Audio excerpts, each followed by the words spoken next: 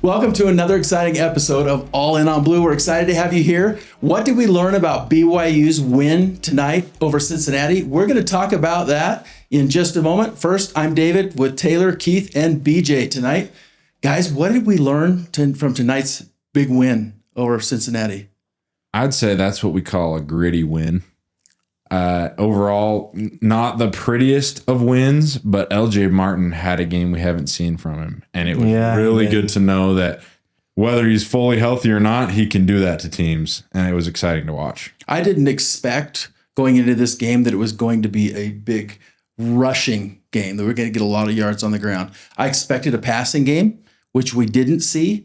But I think when we started to run the ball successfully, we didn't need to open up the passing game. It was exciting to see LJ have a career game like that. 222 yards I think he finished with on the ground. Yeah. It was awesome. I think we learned that BYU could respond when they needed to respond. I mean, this was as big of a game as you can get as far as us needing to win it. And we made it happen. You know, it wasn't necessarily the prettiest of wins, but a big win against a very tough Cincinnati team. Yeah. And I think that's a thing to remember too, because Cincinnati lost the week before, and I feel like it brought them down kind of in our eyes maybe a little bit and amongst the public in general. But they were a good team, and they were in contention for this conference championship game the whole year. And so maybe the win doesn't feel like as exciting as it did against TCU, but I think it was just as big, if not a bigger win. I was more excited about this win than TCU's win because all year Cincinnati's been beating teams, and they've lost to two good teams in a row in Utah and then Arizona. And I knew they'd have that chip on their shoulder. Their head coach said that their stadium was louder tonight than it's been in a lot of years. Wow. And BYU was able to come in there and make it happen. So well, and going on the road in a situation like that and being able to control the game. BYU controlled time of possession, which means they controlled the line of scrimmage. Yeah, I mean, we didn't blow them out in this, like we blew out TCU last week, right? And it would have been great to see that, but it really didn't matter. What I loved to see was that we came in ready to play. We played our game. We controlled that game from beginning to end. We had a few breaks didn't go our way, right? The missed or the punt return, right, that came all the way down, led to their score. Right, we let them. Right, that was interesting. Don't remind me. Yeah, right. I was ready to be done watching at that point. Right, and then our potential scoop and score that the refs missed the call, overturned it, and then of course we don't score on that drive, which those things hurt, but we still controlled that game, and that's what I want to see at the line of scrimmage. We controlled against a good team. Our defense is proving themselves over and over. Mm-hmm. And regardless of, let's say, okay, well, Cincinnati's missed some field goals. Okay, well, they make them all and they still lose that game. Yeah. So BYU's defense to be in the position, and they did it even against Texas Tech. They held them to 5 field goals in the Texas Tech game, and they've continued to do that. I mean, and 13 points in the first half. Exactly. No, BYU's defense is continuing to show that they reckon to play with anybody in the country. And we held Cincinnati tonight to 3 attempted field goals. Yeah, 3 attempted field goals. And I feel bad for their kicker. I mean, oh man, he hasn't missed in 2 years, and missed 3 in a row. Yeah. You see him walking up and down the sideline, and no one's even looking at him. Yeah. You're like, oh man. Well, it seemed like me, offensively, even though it wasn't the game I really wanted to see. I mean, it was on the run side. Pass, we lost struggled. Chase, which doesn't help. But I felt like we just stuck with it and we wore them down. And when we needed on that last drive to use up some clock, and even before that, but it just looked like their defensive line couldn't match our offensive line, and which in turn just led to LJ just chewing up the clock and big chunks and getting first downs. LJ and then Bear. Yeah. And then LJ and then Bear. And then we need it. Bear comes up banged up with his shoulder. They call his number to go get the first down, and he gets it. And it seemed like, I don't know if you noticed on that last drive. I think it was the last drive. LJ seemed hurt too. Something happened to LJ on one of his runs. Yeah. And he gets up limping. It shows it right on the broadcast. It zoomed in on him. Yeah. and Nawahine comes running in. And he pulled him LJ out. grabs him by the face mask in the huddle and says, Yeah, I'm sorry, buddy. I didn't know if you laughed at guys that part. I didn't know if you guys would be able to see that on the television. I mean, in the stadium, you could see it really clear. No, I wasn't there. I didn't fly. Okay. My private jet back. Well, Wouldn't have made it. You were going to go, but you knew we had to record tonight in record. studio. So, that just... No, but that was awesome when he's like, no, I'm staying in. this. We need me right now to win this game, and I'm going to And it win was this what, game. 3rd and 1? I think it was 3rd and 1 that play. He And was what like, does that "No, tell you? I mean, both Bear and LJ, Yeah. they have some sort of, they've got the responsibility of making it happen on their shoulders, and they made it happen tonight all night, whether they were hurt or not. LJ came into the game banged up. From what I understand, is that he's not 100% from his shoulder injury. I mean, he's still got his brace on, right? There's still limitations. You can tell by the way he runs. He's not lowering the shoulder. He's just, people are bouncing off his chest. That one play when he... Oh, that, yeah. Oh, yeah. He's making it happen. Don't get me wrong. Yes, he is. But LJ and Bear are, That little, they're what was saying, that tunnel screen or something, and he ran just Yes. to get that guy. That guy pounded into him. yeah, I mean, And just boom, and he just bounced off, bounced kept off, going. and just- Like, it's fun to see. His yards after contact is crazy. Yeah. He is so good I think- at heading and then just keep going. I'd be surprised if he wasn't top 10 in the country after tonight. Yeah. He's, I think they showed at some point and then that he was like going into the game was like 14th in the country. yeah. So yeah, it wouldn't surprise me. sure The 200-yard game.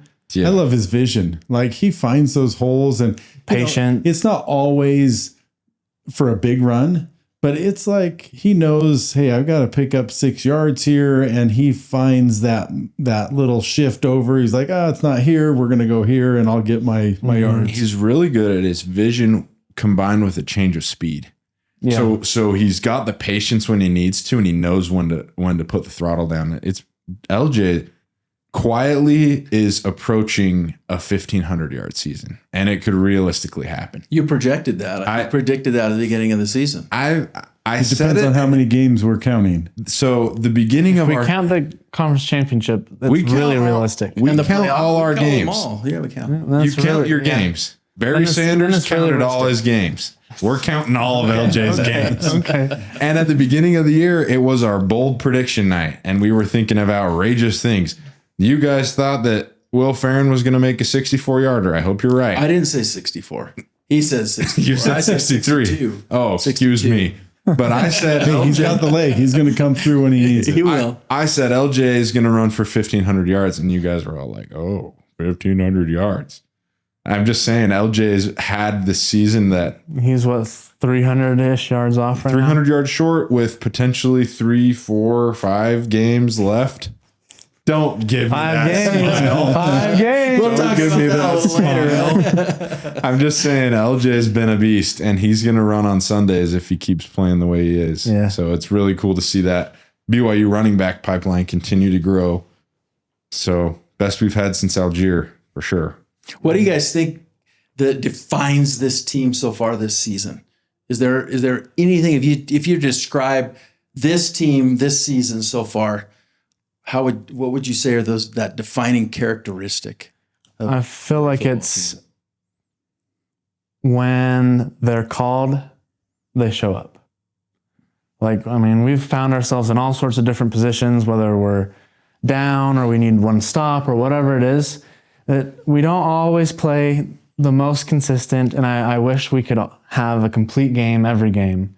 But I do feel like this team this entire year has been, okay, you need me to step up and make this play. I'm going to make this play. And it's different guys. In other able to words, step in. Yes, yeah. in other words, many are called. Few are BYU chosen. is chosen. The Cougs make themselves the chosen, right? They let it happen, and they don't let the game act on them. They grab the game, take the reins, and make it happen. Well, I think it's resilience too. I mean, those momentum change. You see, oh wow, this is a big momentum changer. We saw it tonight with Cincinnati, right? They never last very long because they have so much confidence, and that confidence leads to that resilience that we trust each other. We're going to come in this together, and whoever has the opportunity to shine, somebody's going to make the play when the opportunity comes. And they have that confidence in one another They play so well as a team, and that leads to that resilience that allows them to turn the momentum in their favor over and over when other teams kind of collapse. I think it's somewhat like this family feel, right? We talked about it a few episodes ago where they're playing for each other. And as much as I think the defense is the high point of our team, it's like you don't see them get after each other. You don't see the defense feeling like, oh man, our offense 3 and out again, right? It's like they're just all in it for each other, and they keep playing and they keep battling, even though there might be a mistake that you'd like to say, oh man, because teams do that. You see it all the time. Yeah. But they just seem like they're playing for each other, and they have each other's backs, and they're just going after it. Except for Fizi Sataki on that one play getting after Tiger. Did you see that? I don't know what Tiger did. Man, but he it's was got not to be happy with frustrating Tiger as on a that coach play. when you have such a good game coaching and they zoom in on your worst moment. Just kidding. No, that's true. Though. Another thing is BYU's consistency. It seems like the momentum doesn't affect BYU in a negative way very often because BYU understands that okay, yes, things happen in a football game. You'll never expect a perfect football game. But BYU shows up, whether it's offense or defense, knowing and expecting to go make a play. And that's how we've come from behind in games. And that's how when a mistake happens or a turnover or they score on a big play, you saddle up, you get out there and you do what you know you can do. The consistency has been awesome. The momentum doesn't affect us negatively very often for very long. And that's been big. I've noticed that from our team. So how would you guys evaluate the defensive performance, especially in those like critical moments of the game? There was the 4th down that was huge early on when they were on the 5-yard line. The defense continues to do those things that, I mean, we have no reason to not have full faith in our defense. I mean, they were one for 9 on third down. Yeah. I mean, it's hard to expect more. They broke some plays. They broke a couple of plays, got a couple passes with an extremely good quarterback. Yes. Very Super accurate passer. We were frustrating him all night. But we were. But I don't know how you could, a defense can't be perfect on every play. But our defense played lights out tonight, and they have all season. They have all year. Yeah, they came up big again on some 4th downs, which they've done. I was impressed with our defense, even though there were a few some big plays that I thought, I don't know what to say about it. I mean, it didn't affect our game, and you can't get after the defense too much, but I'd like to see some of those big plays be taken out, We got our first scoop and score, though, tonight, and I'm counting it. I'm counting it. Oh, man. Yeah, that was rough. And interesting on that is that they usually don't blow those dead. They'll let it play out so that they can go back and say, oh, no, he was down. It wasn't a fumble. Right. The fact that they were confident enough to blow that dead really costed us 7 points. Yeah. Which is a bummer, but whatever. Well, and maybe more, because didn't they then? That's when they scored again on us, wasn't it? Right. Yeah. So it was a 14-point swing. Yeah. In a way. Except we got the ball and then gave it back to him. Yeah. It was a 14-point swing without the points ever being on the board in the first place. But yes. Yeah. But I do have something really important to say. Please, pay J Hill. Pay J. Yes. Pay J Hill. Do what you got to do to keep J Hill. Yeah. And Kalani and all of them. Yeah. Apparently, Kalani's being offered $50 million by. That's a rumor floating around. I don't know. I don't know. I would be shocked if both of them Can't be verified. Getting pay raise offers. I'm sure. Everywhere. Yeah. I'm sure. If they stay, that tells some loyalty. I think they're staying because they won a national championship. Yeah, I agree. I mean, why would you want to go to LSU? It's only 5 games away. Why would you want to go to LSU or Florida when you can be at BYU? That's what I say. For anyone to be seriously, I mean, we have a chance to consider a national championship at BYU in football. This is the best team we've had in a long time, and it's complete. The whole team. There aren't really holes that are glaring, right? I mean, you could maybe point out Bear and the receivers aren't performing as BYU usually does. We're running the football like crazy, and Bear's throwing for 300 yards when he needs to. Yeah, I mean, Well, last last week, week there was no complaints about Exactly. Bear and the receivers. Well, Exactly. whether this team is ready to really be a serious playoff contender or not, the trajectory of BYU football right now, and a lot of BYU, I mean, BYU Everything sports in BYU. general, right? But the trajectory that BYU has taken over the last couple of years in football, I don't know why you'd want to go somewhere else. I mean, you can say, okay, well, money talks, and maybe it does, but for this coaching staff, it's an exciting time. And the future is brighter than the present, right? Because of that trajectory, because of the recruits coming in. We've got so many more players that are potential NFL right now on this team, right? But Than we've ever got, before. but recruitment wise, just give it a couple more years. Yeah. And BYU has that potential. If we're able to keep this team camaraderie, keep this going, get the guys to play together, we can be, I think, a legitimate national champion contender and a playoff contender on a perennial basis. I just have one thing. Look at BYU basketball. BYU basketball 2 years ago, so before we went to the Sweet 16, was all but irrelevant in the Big 12. Oh, I was sure All but. we were going to have the most miserable couple years in the Big 12. Exactly. Yeah. Which I we was all like- expected and we were okay with. Yeah, I was like, hopefully eventually we get there, but it's going to be a couple years where we're like Utah, just at the bottom. Yeah. I don't Like know. they were at the Pac-12 at the beginning. Is that what you're referring to? No, Or I'm you're just saying saying now. Utah basketball Where right Utah now. is, right? Utah my basketball. God. I don't know what conference Cal Poly plays in. Yeah. But Utah's at the bottom of that conference. So, anyways, moving on, you look at BYU basketball. Okay. Yeah. BYU basketball went from completely irrelevant, Sweet 16 run. We never thought that team was going to win the national championship. Right. This year, we're talking 1-2 years removed from being completely irrelevant in the Big 12. Now BYU basketball, I will be disappointed if BYU basketball doesn't make it to the Elite Eight, Final Four, right? Yeah. It's not going to be like, oh, that was a reach, right? The same thing's happening in BYU football. Yeah. And it's happening you don't see it because it's not one player doesn't make as big of a difference in football. Right. It takes a little longer. But collectively, the way that BYU, if we start to win these big games that we're going to have a chance to play in a couple weeks, I fully expect to be playing in the conference championship game. If we win these football games, recruits around the country are already taking notice.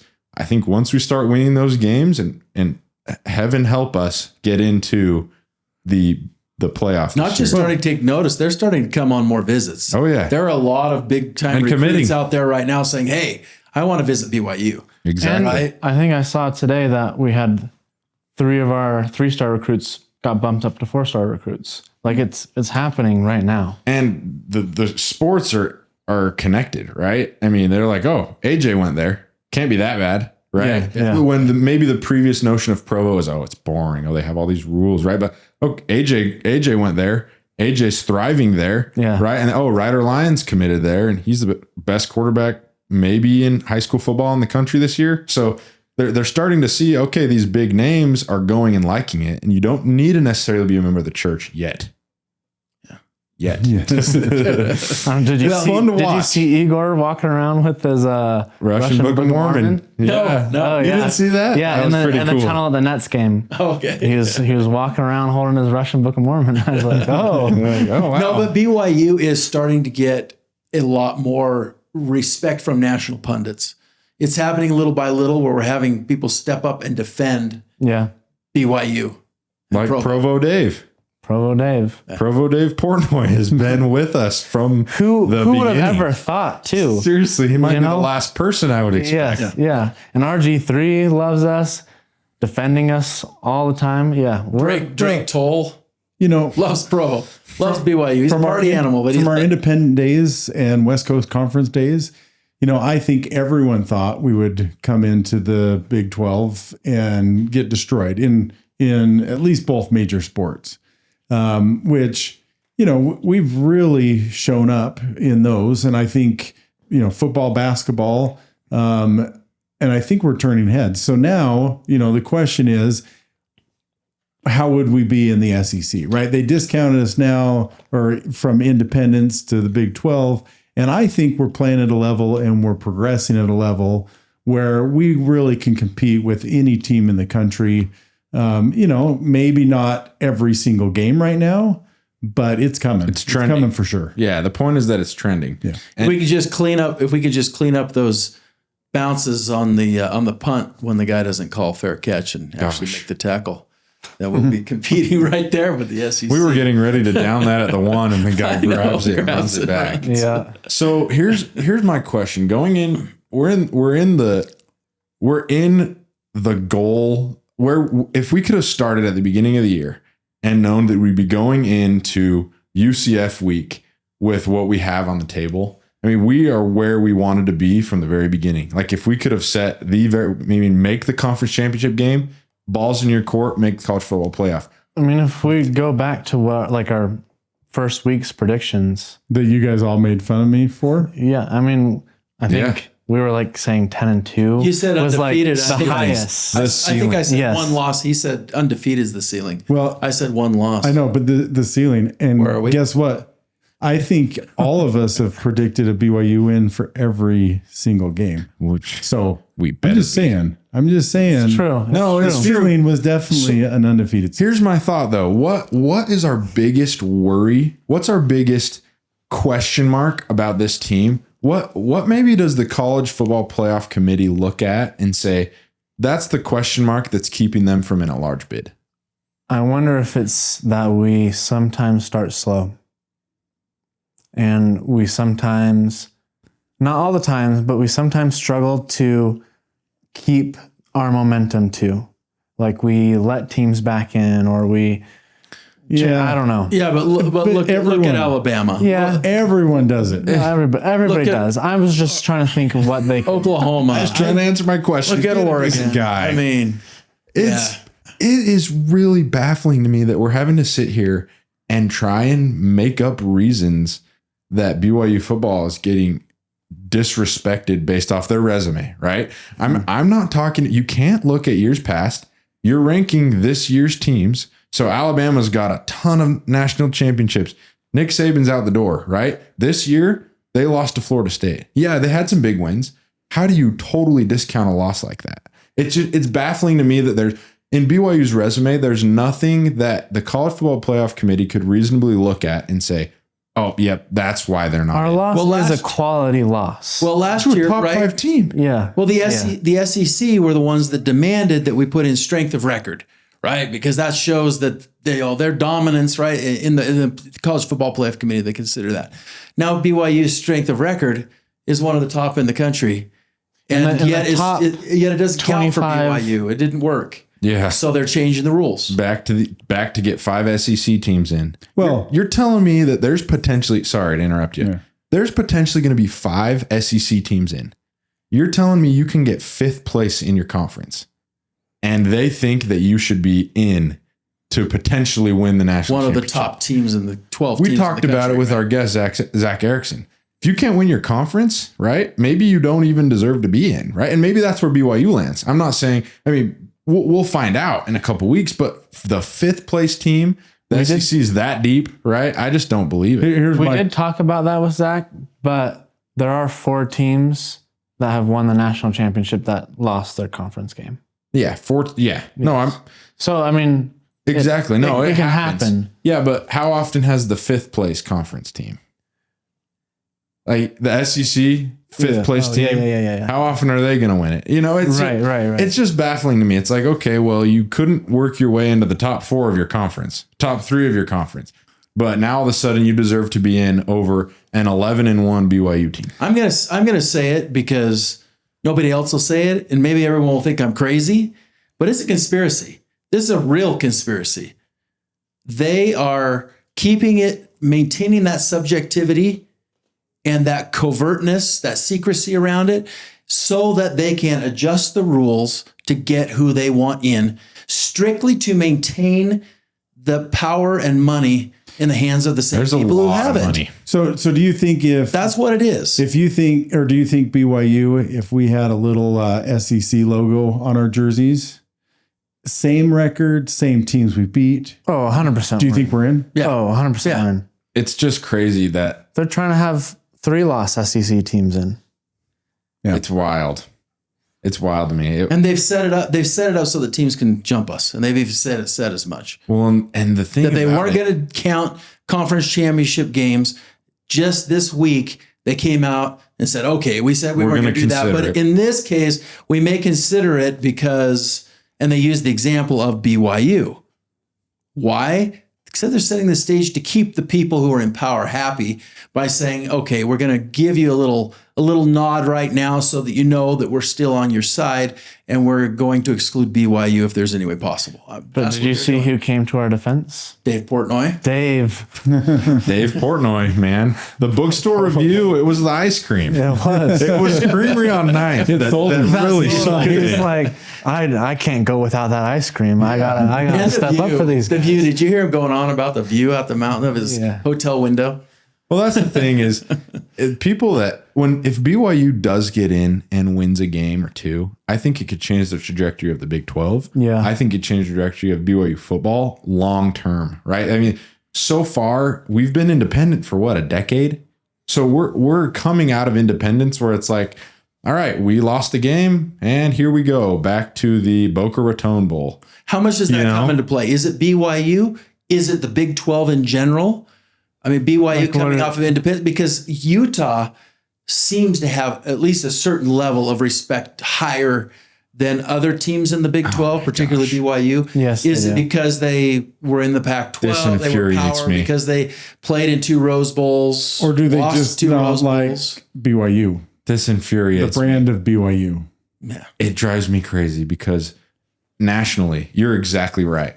Nationally, Utah's got this, seems like they're on this weird pedestal to where, okay, Utah lost these games, right? They got smoked by Texas Tech.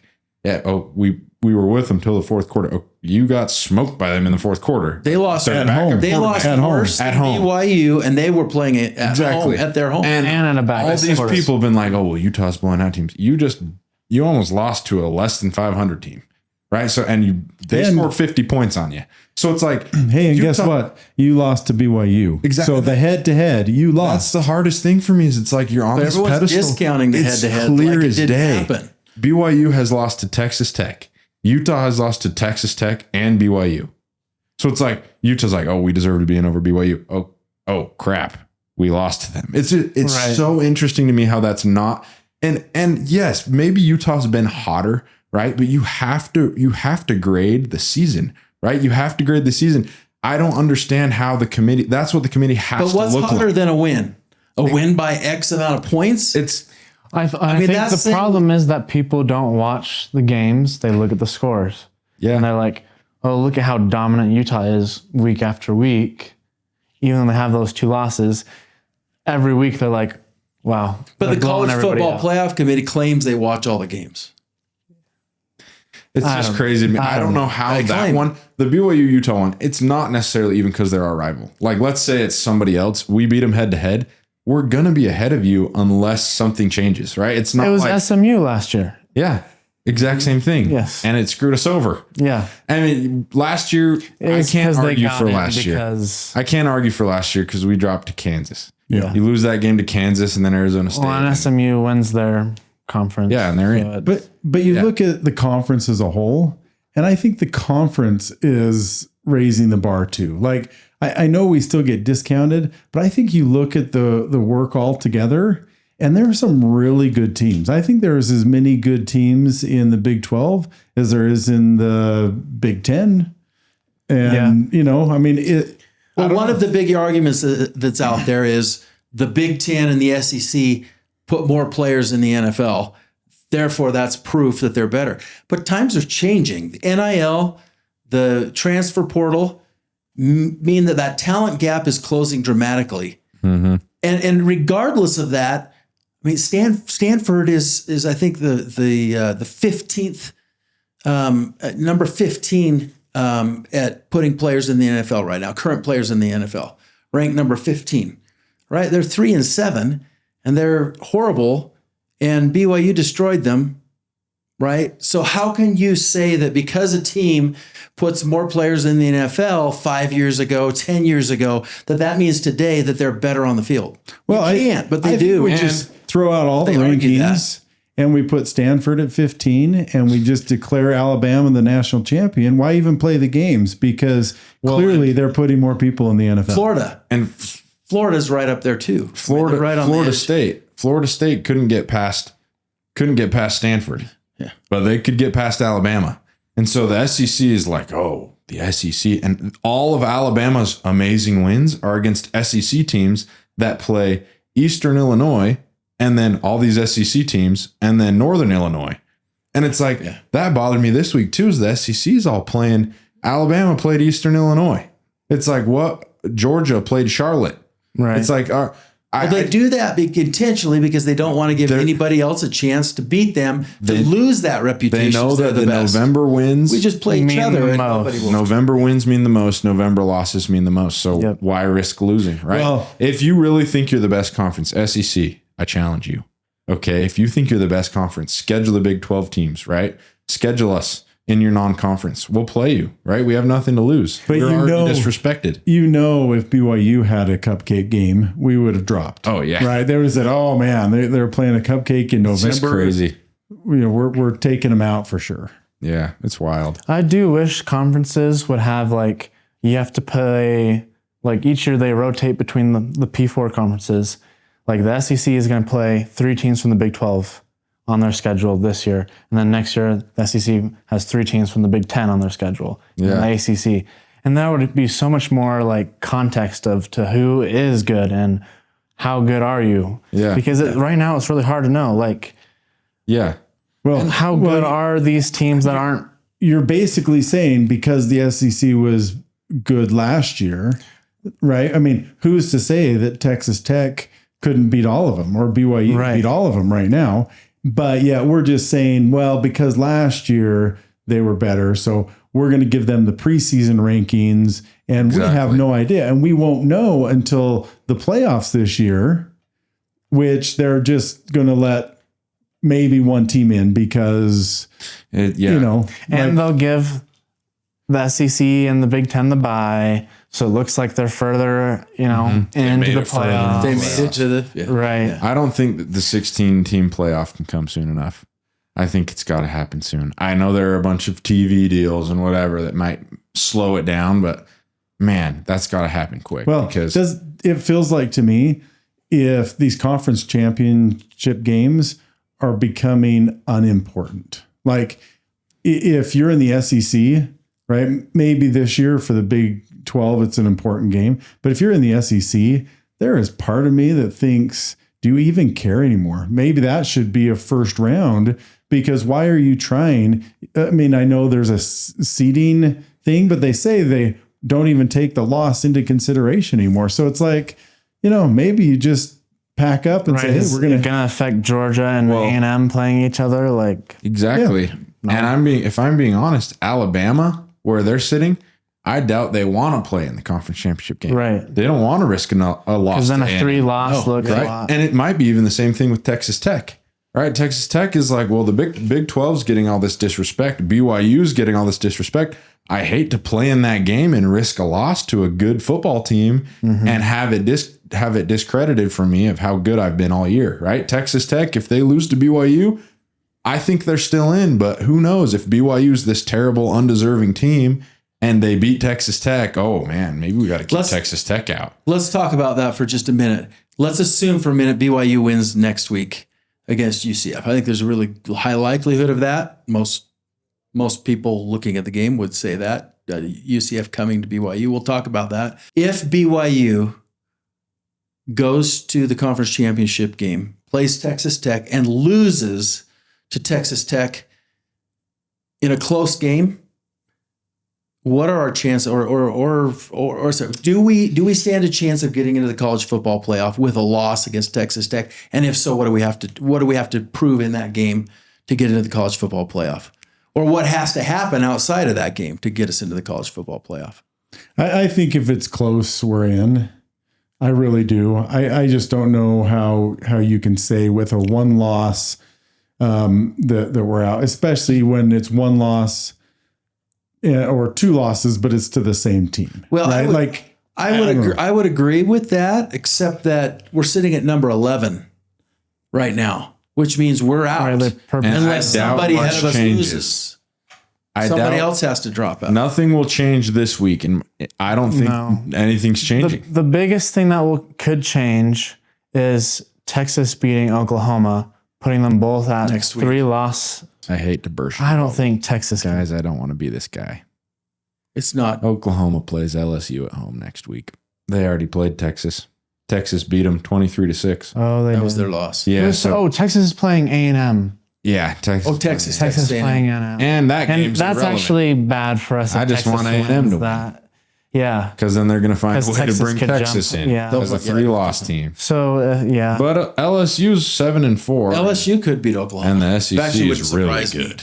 The SEC is really good. LSU could beat Oklahoma. I could see LSU. LSU will be up for that game, and Oklahoma is sputtering a little bit. They're pulling off the wins, but they're sputtering. Their offense hasn't looked They very should have good. won the last two games, really. I mean, They're really close to being a 4-loss team, and they're a couple plays away. Seriously, if you didn't watch the Missouri game, Missouri was dominating that game early, and it wasn't showing up with points, but they were really taking control of that game. So I wish they were playing Texas this week, but they're playing LSU. And LSU can make it happen. But I agree that somebody ahead of us is going to have to lose, and it can't be anybody in the top 5. I don't somebody think else going to have to lose, and nobody else can leapfrog us. For that reason, I think BYU has to have. If they lose to Texas Tech, it's got to be a really close, tight game. So we've got to have our. Do you think it would be better if it was like a 40-point, like both of us in the 40s in a loss, or like a 9-7 loss? I think that our question mark in the committee's mind is on our offense. I don't think they're worried about our defense. So you think like a 41-42? If we could score a lot of points and barely lose, with getting a Tech, shootout game might look better. they could say, "Oh, BYU can score 42 on the best defense in college football potentially." So what we need to be focused on this week is we need to get our Stanford Cardinal hats. We need to cheer for the Stanford Cardinal to beat Notre Dame. Yeah, that'd be huge. That would be huge. Notre Dame also doesn't have my respect. And Stanford gets up for it. They schedule like 2 big games, lose them, beat everybody else. Yeah. They lost them close, right? They lost them close. Beat everybody else. Beat Syracuse by what was it? 70-7. Yeah. Oh, you're so good. Notre Dame. We are so impressed. Over Syracuse. Notre Dame. Syracuse has won 2 games. Oh my gosh. It's outrageous. It makes me wonder, why didn't BYU do that? Notre Dame's schedule is even softer next year. And they're going to be preseason number 2. And they're going to stay up there the whole time. But they're Notre Dame. They got to be good. Gosh, They haven't been. They put legacy. so many guys in the 60s and 70s into the NFL. Like Rudy.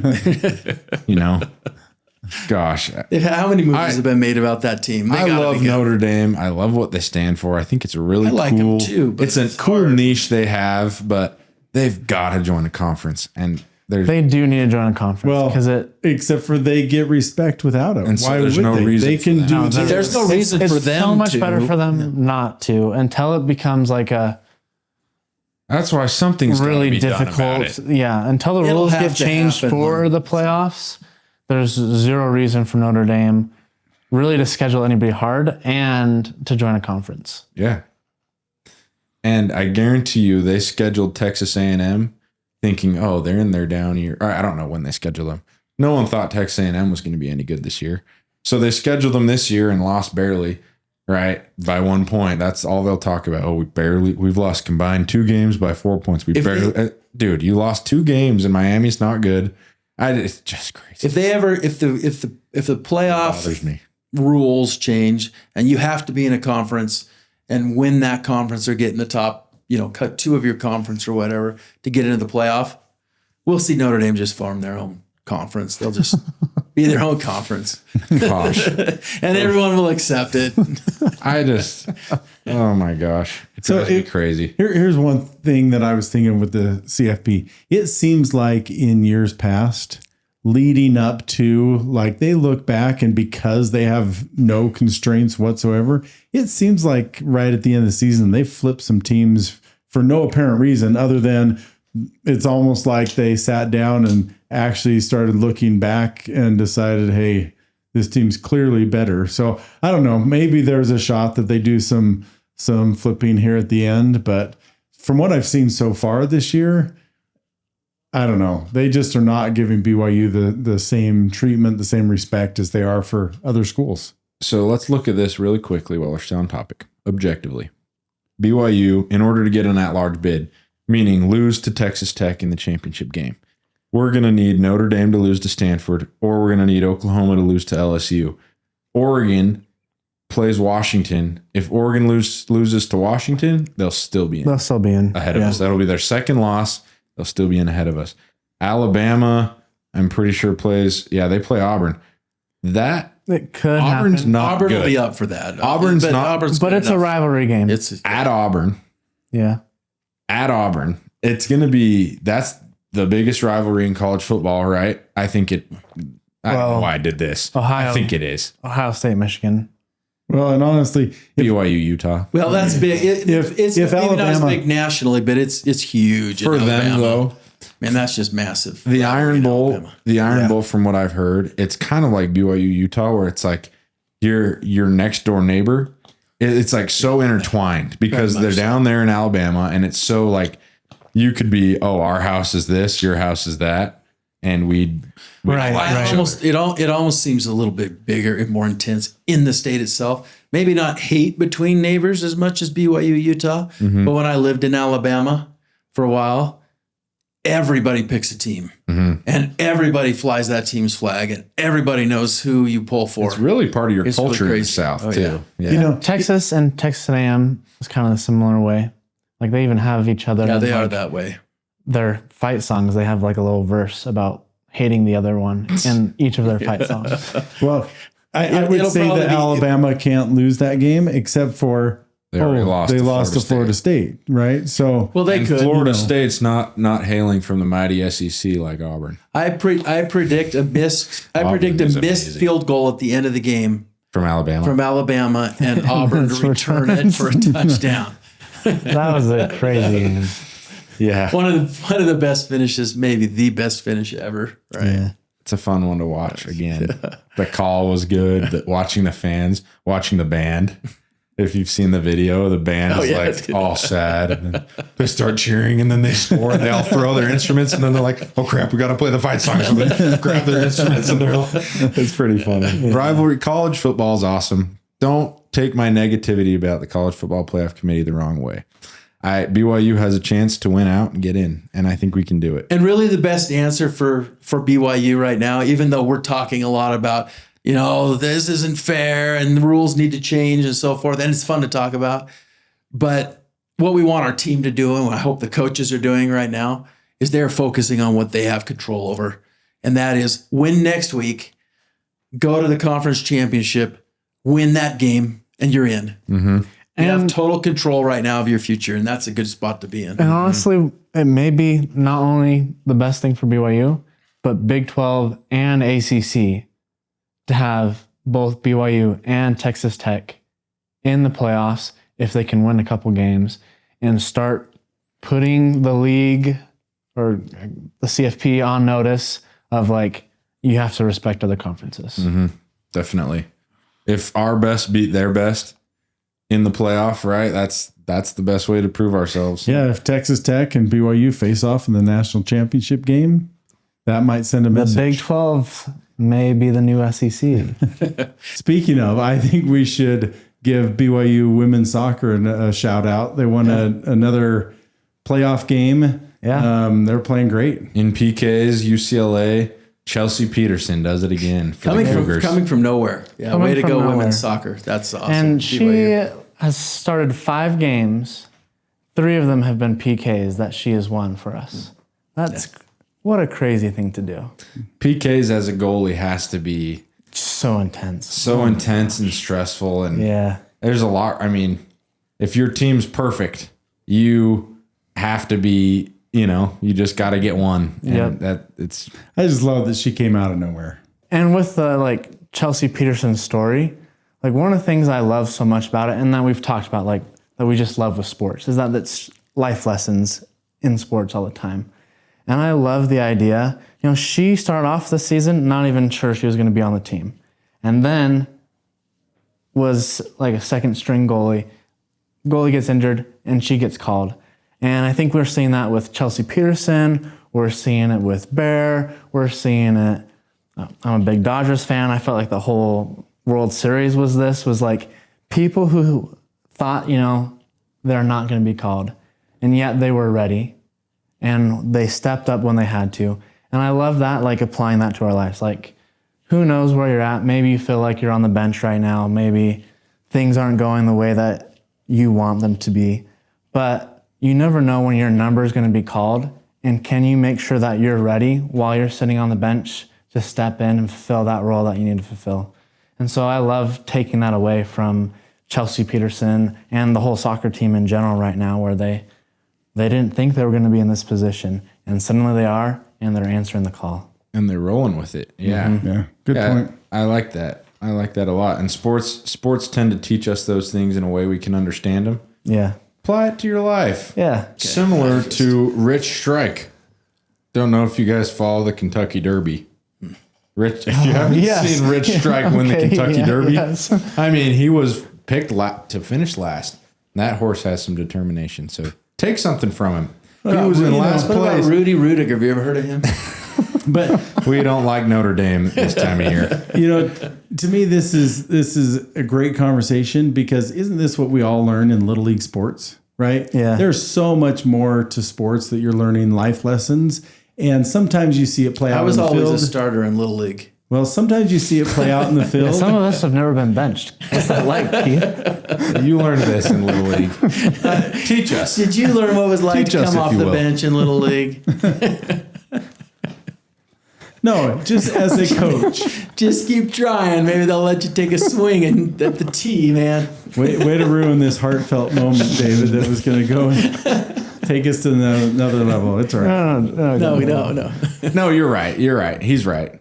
You learn this is. in Little League sports, and it's cool to see us learning it, continuing to learn it. How important are sports in our lives, right? We love talking about BYU sports, but we all love sports for a reason. I think it's because it's helped shape us into who we are. Yeah. And sometimes you see it at a higher level, right? With what we were just talking about. But sometimes these are just life lessons we learn that we're going to carry throughout our whole life, right? Yeah. I don't know that there's anything better than sports, at least in my mind, in my life, that I can look back at lessons that are so clear. I was saying Jesus. But that I can look back and say there's such a clear lesson for my life from that. I mean, there are other things that happen where I kind of pull lessons from, but it's like this. It's like this. This. You get to live this mini experience that applies to life over and over and over in sports. I mean, I ran track in high school, a little bit in college, but I look back, even with all the years of playing football, there's one person in my mind that plays over and over and over and over whenever I'm going through a life struggle. For whatever reason, I hear Coach King, my high school track coach, play over and over in my mind. I hear his voice yelling, "You can do this." And I see myself on the track, finishing that 400-meter race. Every time, it's like everything's measured on this track of what I've got to do to finish whatever task it is, whatever challenge I'm going through. And I hear that coach in the back of my mind. He's 88 years old or something now. And, I haven't had an opportunity to reach out to him and say, you know what that means to me to have that in the back of my mind? Those are kinds of things that happen in sports, right? Those are the things that are happening for time and time again with these players in football and basketball and women's cross country and soccer, and right, they're learning so many lessons, have so many experiences that will apply and create this fortitude, this strength in them as people that really creates leaders and people who can produce throughout their life through the lessons of what they've learned in sport. And you hang up the cleats or the shoes or whatever, and in the moment you don't always realize when you're playing all the things you're learning about it. But then you jump feet first into real life, and you start to look back and you think, man, where have I done something similar to this? And there's a parallel in your sports career or your sports life, right? You can look back and be like, oh yeah, like, or how did I learn to do hard things, right? All of a sudden this hard things getting thrown at me, and how have I responded to hard things in my life? And just like you said, I mean, you look back on those things maybe subconsciously, but you start to notice them as you're a little removed from it, that, oh, that's because of this or that. So yeah, just last week, Taylor was talking with me after we finished recording about how like the best things that happen to you are from going through the hardest things. And immediately I went through like thinking of that in terms of sports of like, yeah, it's the times that I was the most all in on this sport and gave the most to it, that then when we won that game or we had that moment or whatever it is, it means more. That meant so much more. And then you can then take that and apply that to your life in a way that sometimes is hard to do it like in a mental way, because it's easy to feel like, oh, I know what it's like physically to give it all. Yeah. But it's harder to know sometimes what it's like to mentally give it all. But that's what life asks of us more often than physically, is mentally give it all. And so when you're going through those times where it's like, can I do this? Can I make it through everything?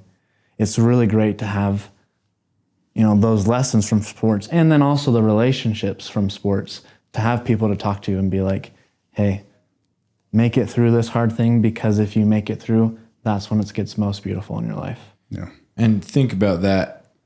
This isn't meant to be less serious, but BYU football drops a game to Texas Tech on purpose. We had to go through that trial.